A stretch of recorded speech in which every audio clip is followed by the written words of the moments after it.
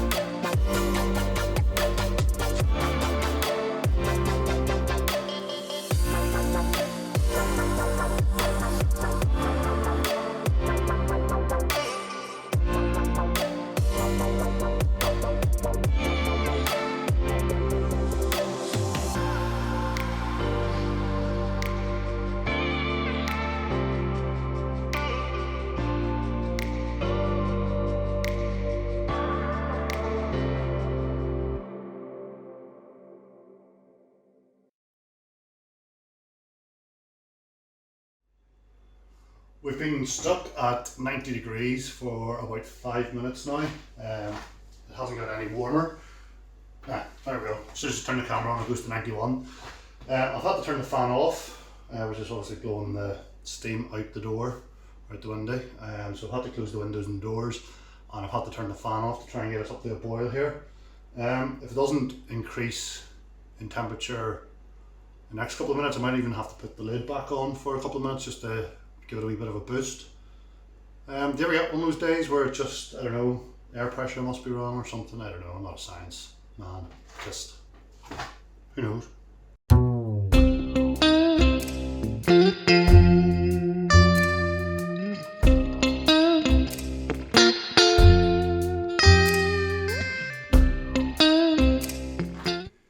So we're very close to hot brew. I can see it sort of shimmering underneath. In fact, there we go. But because we're so close to the top, I don't think I have the balls to keep filming it. I'm going to have to control this here. Hot break has finally been reached. Our first hop addition, 16 grams of Columbus. Very little hops going into this beer, so I'm just going to fire them straight in. Contain your excitement. So 500 addition, 5 grams of Cascade. I'm also going to add in the immersion chiller at this point, and then it'll sanitize through the boil. You know how this works. So that's flame out or electric off, whatever way you want to call it.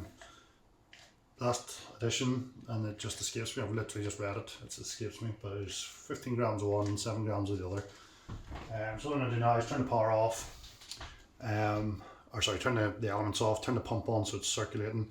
I'll leave it for about 15 minutes just to cool naturally, and then I'm going to fire through the cold water into the immersion chiller and chill it down to pitting temperature.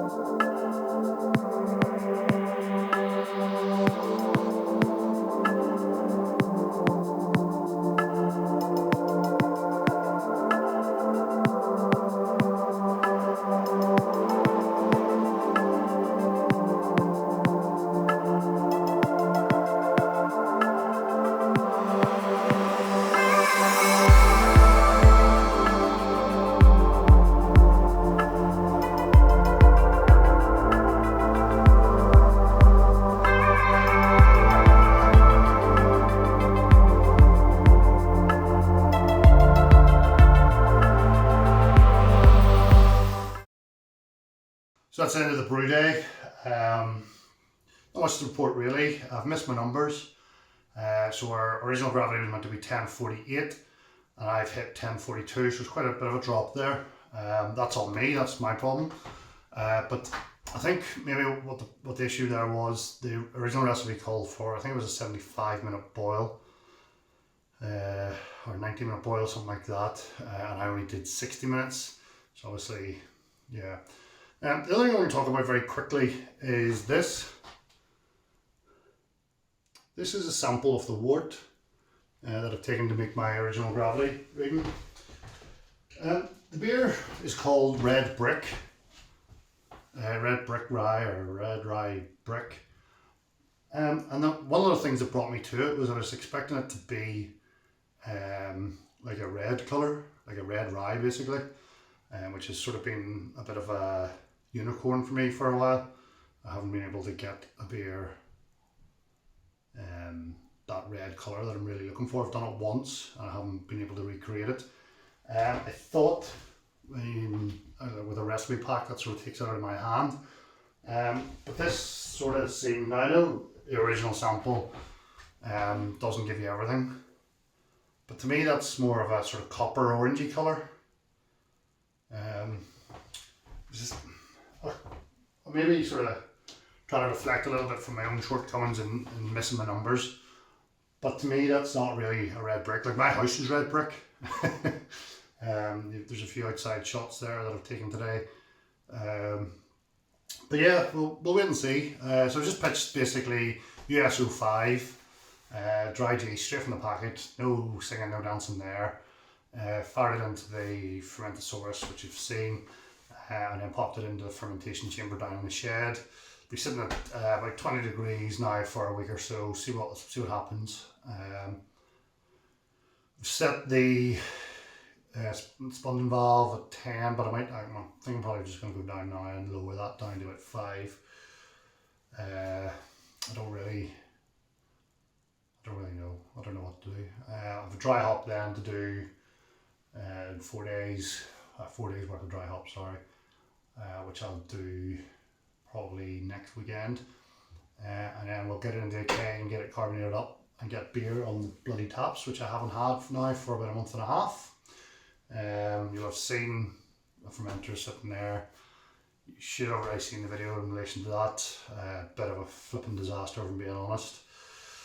But yeah, so next bit of footage you're going to see is probably, I'm not going to bother doing footage of dry hopping. I'm not doing anything. I'm just going to open the top, drop it in, and then probably just the glass bit of the video then is probably what's coming up next.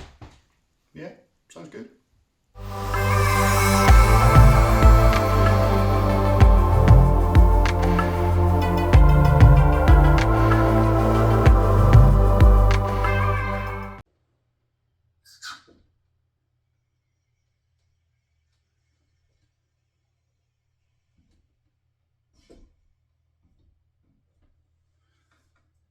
Cheers. So we're doing, folks. This is the Red Brick Rye IPA. First taste. Spoof. So you can see it's got a big frothy head. A nice sort of coppery, murky copper colour. Getting some nice spicy notes on the nose. A little bit of a fruit thing going on there as well, but that's kind of in the background.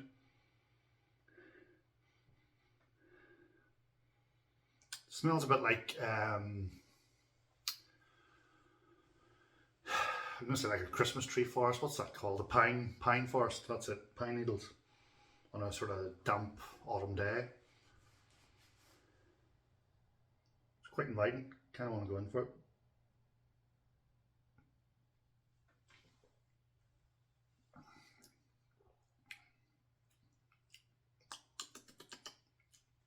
So mouthfeel, it's quite thin bodied, which is nice. It's a drying finish, which invites you back in for more.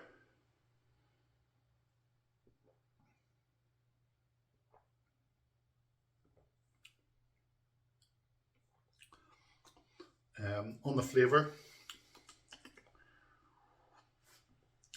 the dry hops, obviously it's Chinook, and it's given us the sort of pine and spicy notes, but then that's backed up with the grain bill, which has a lot of rye in it, which also will give you spicy, and it helps with the dry and finish. So all in all, it's a good beer.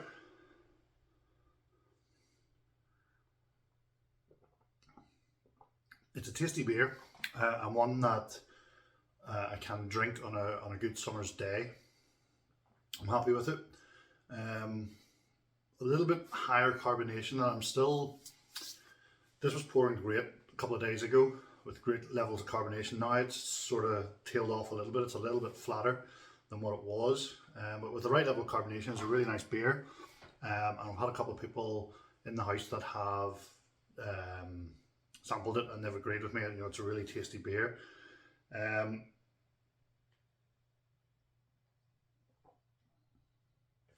It's just, well, it is nice. Well, it's not an IPA. It's a rye ale. So for me, it's just lacking a little bit of malt back. A little bit of the malt flavours are missing. Now you get the rye, as I've already said, backed up with the Chinook, which gives you a nice spicy, dry and finish. And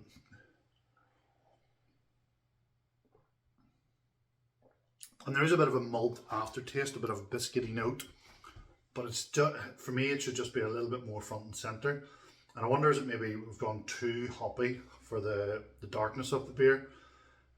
Sometimes I find, you know, like the likes of black IPAs and black lagers, sometimes you get the colour but not necessarily, and you don't want too much of the flavour. I mean, I'm talking maybe this much extra malt backbone to this would make it an absolutely perfect beer.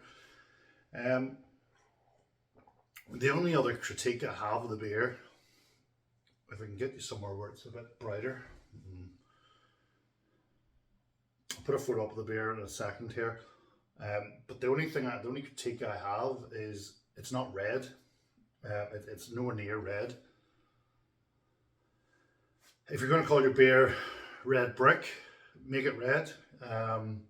This was a recipe pack, so I can't critique it like that because it's not me calling it red, it's the person who designed it. And maybe it's my technique, maybe the flavour or the colours of the grain didn't come out because of the way I brewed it or something.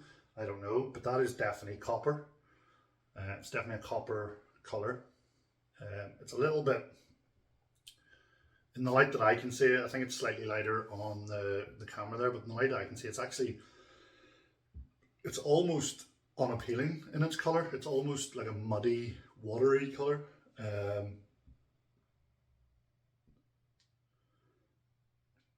But it is, when you nose it, it's so inviting. You want to get in, so you get past the appearance of it and you get into it, and it's a really tasty beer.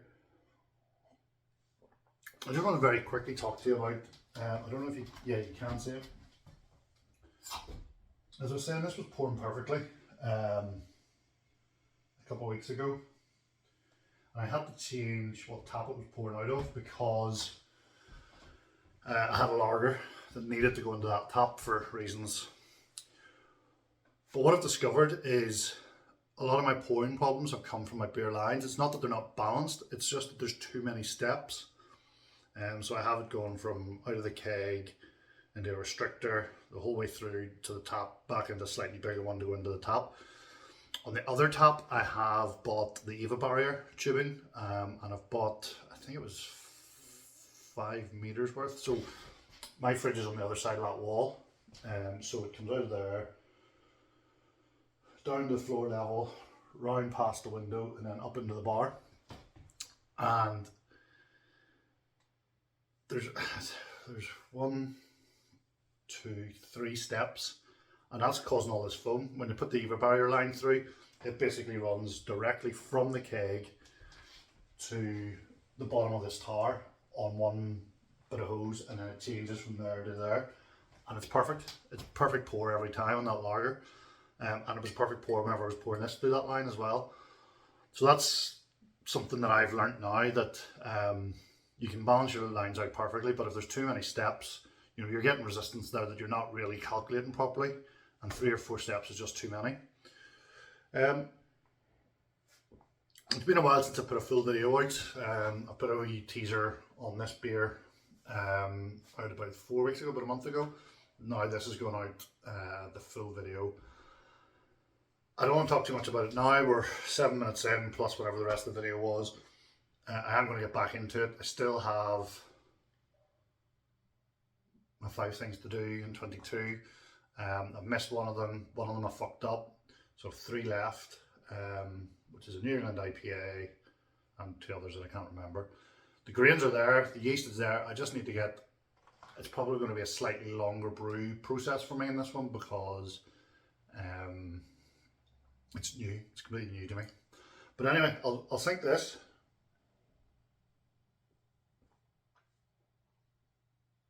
In 2 goes. So I thought someone's at the door. I would recommend this pack. John Finch Red Brick Rye or something like that it's called. You can get it in the Malt Miller. If you're into recipe packs, or you don't want to think about a recipe but you think red rye is something that you might want, I would highly recommend this. It is a great flavour, it's a great drinking beer, relatively straightforward to put together. As I say, the only critique I have of it is the colour is not quite red for me. I know you're never going to brew a beer this colour or even this colour, but it should be an Irish red colour. And I have the ingredients out there actually for an old Irish red that I done several years ago. I'm going to redo it, so hopefully that'll be another video out before the end of the summer. We are the 3rd of June now. We're right bang starting, we're getting close to the summer equinox, aren't we? So let's bang a few more beers out. On this tap we have the lager, my house lager that I've done, also again from Malt Miller. But I have a few ideas of a couple of things I want to do. One thing in particular has just sort of come to me in the last couple of days, which I'm definitely going to do. It's going to be, so I've done I'm getting on to 10 minutes here, I'll stop now. You'll get this on the next video.